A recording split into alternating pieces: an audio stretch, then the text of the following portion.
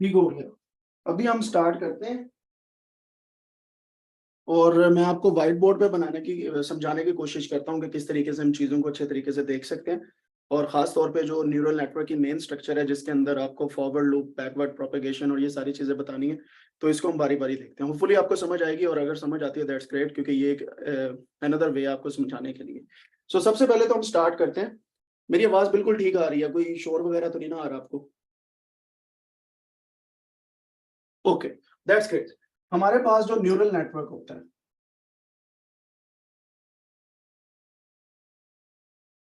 Neural network. अच्छा, मेरी तस्वीर सीधी आ रही है, फ्लिप तो नहीं आ रही? टेक्स्ट जो मैं लिख रहा हूँ कि फ्लिप है, मुझे ये बता दें बस। ओके है, टेक्स्ट पढ़ा जा रहा है। Okay, that's great. जब हम कोई चीज को यहाँ पे लिखते हैं ना, न्यूरल नेटवर्क को, तो हमारे पास यहाँ पे तीन किस्म की लेयर्स होती हैं। ये हमारे पास पहली लेयर है जिसको हम इनपुट लेयर कहते हैं, जो मैंने ब्लू कलर की बनाई है अभी आपके सामने। फिर हमारे पास होती है हिडन लेयर्स, एक, दो, एक, दो, ये मैंने दो ये बना दी। और फिर हमारे पास जो है जनाब आउटपुट लेयर है, which is something like this. या हम दो रख लेते हैं या तीन रख लेते हैं या दो, इट्स अप टू यू। अच्छा, अब ये हर एक लेयर दूसरी लेयर के साथ कनेक्टेड होती है लाइक दिस। ये जो है इनपुट लेयर, इनपुट इसे मैं लिख देता हूं। इस लेयर का कनेक्शन कुछ इस तरीके से बनता है, ऐसे लेयर्स के कनेक्शन बनते हैं, ठीक है, समथिंग लाइक दिस। ये ऐसे कनेक्शन बनते हैं लेयर्स के, हिडन लेयर्स के साथ। और ये कनेक्शन फर्दर कुछ इस तरीके से इसके साथ बनते हैं, लाइक दिस एंड दिस, ठीक है, ये कनेक्शन बनते हैं। और फिर ये फाइनली हमारी आउटपुट के अंदर कनेक्शन चले जाते हैं, डिपेंडिंग ऑन द प्रॉब्लम। अगर रिग्रेशन है तो एक आउटपुट न्यूरॉन होगा, अगर क्लासिफिकेशन है तो हमारे पास मल्टीपल आउटपुट न्यूरॉन्स होंगे, ठीक है। यहां तक समझ आ गई आपको? अब इसके अंदर फर्दर हम क्या कर सकते हैं, यहां पे जो इनपुट लेयर की जो न्यूरॉन्स हैं, it should be similar to the number of columns. जो एक्स के कॉलम्स हैं, ये न्यूरॉन्स उतने ही होने चाहिए जो एक्स के हमारे पास कॉलम्स हैं, ठीक है, ये न्यूरॉन्स उतने होने चाहिए। अब तीन है तो हमारे पास इसका मतलब है तीन कॉलम्स। अब होता क्या है, यहां पे अगर ये x1 है, ये x2 है, ये x3 है, इन तीनों के वेट्स, यानी कि इन तीनों के वेट्स w और इन तीनों की बाइस,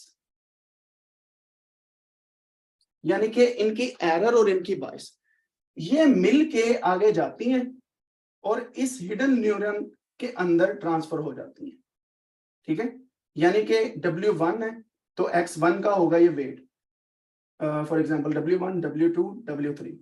तो हर एक इनपुट लेबल से स्पेसिफिक क्वांटिटी में वैल्यूज का इंपैक्ट जो आगे जा रहा है उसको हम बोलते हैं वेट्स।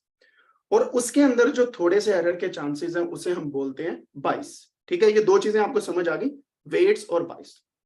अब होता क्या है, जो हमारा एक हिडन लेयर के अंदर न्यूरॉन है ना, उसकी शेप कुछ यूं है। और इस हिडन लेयर के न्यूरॉन को दो चीजें मिलकर बनाती हैं, पहली आपकी जी की वैल्यू और दूसरा आपका एक्टिवेशन फंक्शन, ठीक है। दो चीजें मिलकर बनाती हैं, जी की वैल्यू एंड एक्टिवेशन फंक्शन। जी की वैल्यू कैसे बनती है, आपके जितने भी वेट्स हैं और बाइसिस हैं, इन सभी को जमा करके, for example W1 B plus W2 B, something like this, आप इनको जमा करते जाएं और एट द एंड आपके पास z की वैल्यू आ जाएगी। तो अगर इसकी मैं इक्वेशन लिखूं तो z is equal to summation of w of each feature plus bias, w i, for example sorry, अगर मैं यहाँ पे समेशन लिखूं, समेशन का तो पता ना क्या होता है, मैं ज्यादा मैथमेटिकल नोटेशन इस वजह से नहीं यूज करता कि आपको प्रॉब्लम ना हो। Summation of i, w of i and then of each variable plus 22। तो हम क्या करते हैं, सारे के सारे वेट्स को जमा करके उसके अंदर एक 22 ऐड कर देते हैं। तो यूजुअली इसको हम ऐसे भी लिखते हैं कि हर किसी का वेट आगे लाओ तो एरर को हम एक कांस्टेंट ले लें और एट द एंड जो हमारी 22 है जिसे हम एरर कहते हैं, इन सभी को जमा करने के बाद, एक, दो, तीन, इन तीनों को जमा करने के बाद इसके अंदर एक कलेक्टिव एरर ऐड कर दें कि हो सकता है हमसे गलती हुई हो कोई बायसनेस के हिसाब से। फिर यही चीज एक्टिवेशन फंक्शन क्या होता है, इस एक वैल्यू को जो लीनियर वैल्यू हमें देता है, यानी कि जारी बात है इसका 3 है 4 है 5 है, जब इनको जमा किया जाएगा बीच में एरर जमा की जाएगी, हमारे पास एक लीनियर इक्वेशन आ जाएगी। उसको एक्टिवेशन फंक्शन एक रीडेबल फॉर्म के अंदर कन्वर्ट करता है। रैलू है तो वो अपने तरीके से करेगा, बाकी अपने तरीके से करेंगे। तो जब हमारे पास ये एक्टिवेशन फंक्शन हमको यूज करते हैं, वो इस वैल्यू को कन्वर्ट करके आगे लेके जाता है। अगर हम यहाँ पे वैल्यू कर रहे हैं ना, तो अब वैल्यू की आउटपुट यहाँ पे जानी है अगली लेयर में, ठीक है, विच इज इजीली अंडरस्टैंडेबल। और फिर एट द एंड अगर आपका आउटपुट फंक्शन है, तो यहां से आउटपुट फंक्शन के अंदर, आउटपुट न्यूरॉन के अंदर आपकी यहाँ से फाइनल वैल्यू जानी है। और फिर अगर आपका आउटपुट न्यूरॉन लाइट अप करता है और इसके अंदर कोई आपका प्रॉपर क्लासिफिकेशन का एल्गोरिथम चल रहा है या रिग्रेशन का चल रहा है, उसके हिसाब से आपकी वैल्यूज फाइनल आती है। जब एक दफा, अब मैं आपको समझाता हूं होता क्या है इसके अंदर, यहां तक आपको समझ आ गई होगी। जब एक दफा यहां से वेट्स आगे गए और आपकी आउटपुट आ गई, इस एक प्रोसेस को कहते हैं फॉरवर्ड प्रोपेगेशन। पीछे इनपुट से लेके आउटपुट तक जो आप जाते हैं, इसको बोलते हैं फॉरवर्ड प्रोपेगेशन।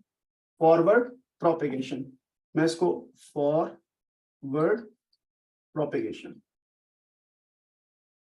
और क्या होता है, जब ये वैल्यू हमारे पास आ जाती है, इस वैल्यू को ओरिजिनल वैल्यू के साथ कंपेयर किया जाता है, क्योंकि सुपरवाइज लर्निंग की हम बात कर रहे हैं। जब वो कंपैरिजन होता है, उसकी बेस पे हमारे पास लॉस और एक्यूरेसी कैलकुलेट की जाती है। फिर हम क्या करते हैं, अच्छा यार इसमें कोई प्लस माइनस इसके चांसेस हैं, वापस जाओ और कुछ चीजों को एल्गोरिथम के अंदर सेट करो ताकि आपकी आउटपुट बेहतर हो। इसको बोलते हैं बैकवर्ड प्रोपेगेशन। फॉरवर्ड और बैकवर्ड प्रोपेगेशन, ये फॉरवर्ड और बैकवर्ड प्रोपेगेशन मिलके एक प्रॉपर इटरेशन बनाती है। एक ईपॉक के अंदर फॉरवर्ड और बैकवर्ड प्रोपेगेशन चलती है, फॉरवर्ड से लेके बैकवर्ड प्रोपेगेशन। और फॉरवर्ड प्लस बैकवर्ड एक दफा जब चलता है, इसको बोलते हैं वन इटरेशन, एक इटरेशन। अब होता क्या, ये जो बैकवर्ड प्रोपेगेशन आई है ना, यहां पे आपका लॉस फंक्शन है चल रहा, जो बताता है कि ये अभी भी लॉस इतना है।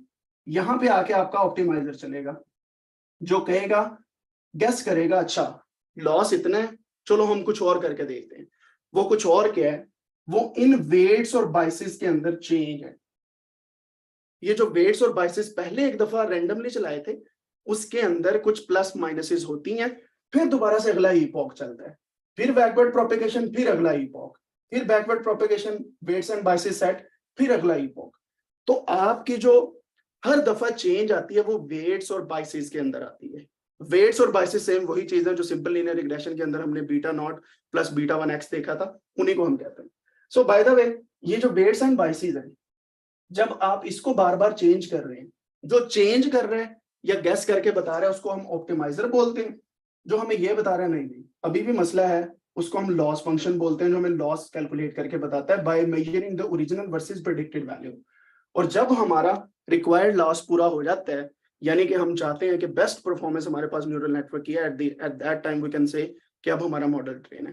And this is how the whole idea about process learning या आप कह लेंगे आर्टिफिशियल न्यूरल नेटवर्क ये काम करता है। ठीक है, होपफुली अब आपको समझ आ गई होगी कि बैकवर्ड प्रोपेगेशन क्या है, फॉरवर्ड क्या है, किस तरीके से वेट्स एंड बाइसेस होती हैं। कॉल बैक फंक्शन क्या होता है कि आप यहाँ पे लिख दो 300 ईपॉक्स चलाओ, जब मिनिमम पॉसिबल लॉस हमारे पास आ जाए वहां पे रोक दो। तो 152 पे है, तो इसका मतलब है 152 तक हमारे ईपॉक्स चल पड़े हैं और हमारे पास बेस्ट पॉसिबल आउटकम आ चुकी है। समझ आ गई आपको? अब आपका इसमें कोई क्वेश्चन है, यू कैन आस्क।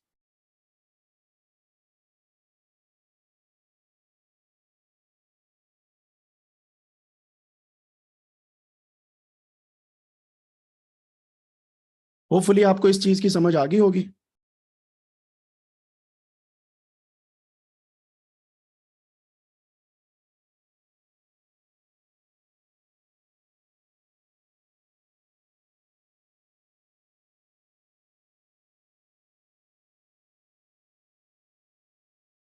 ठीक हो गया, दैट्स ग्रेट। क्योंकि ये समझाना आप लोगों को जरूरी था। रीजन ये है कि कुछ लोगों के कॉन्सेप्ट अभी तक इतने क्लियर नहीं है, उनको अब क्लियर हो गया होगा कि क्यों हम एक्टिवेशन फंक्शन यूज करते हैं और क्यों एक्टिवेशन फंक्शन इतना इंपॉर्टेंट है। एंड होपफुली ये जो फॉरवर्ड और बैकवर्ड प्रोपेगेशन है, ईपॉक्स हैं, आपके कॉल बैक फंक्शन है, इन सभी के मसले मसाइल अब आपको समझ आ गए होंगे। ठीक है।